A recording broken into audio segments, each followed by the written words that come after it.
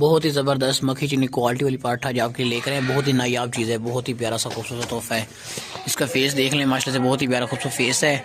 लंबे लंबे कान वाली सेहतमंद पार्ट है, मोटी दादी ताकतवर पार्ट है। ये देख लें, आगे चलाना इसको भाई। क्वालिटी वाली नस्ली चीज़ है, दांतों से भी खीरे। दांत चेक करना ज़रा जल्दी से भाईजान, दांत देख लें, दांतों से खीरी है छोड़ने।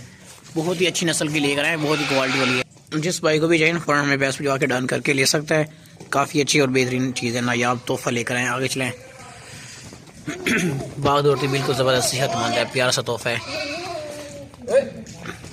जिस भाई को भी चाहिए ना फ़ौरन डन करके ले सकते हैं। बहुत ही नायाब और बहुत प्यारी चीज़ लेकर आए, आपके लिए हाजिर हुए हैं। ले चलें बस छोड़ने फराने।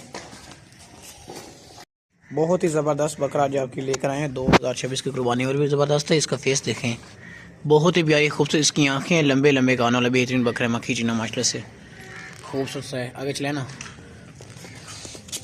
बहुत शरारती और तेज़ बकरा है माशाल्लाह से। दांतों से पकड़ के छोड़ दें।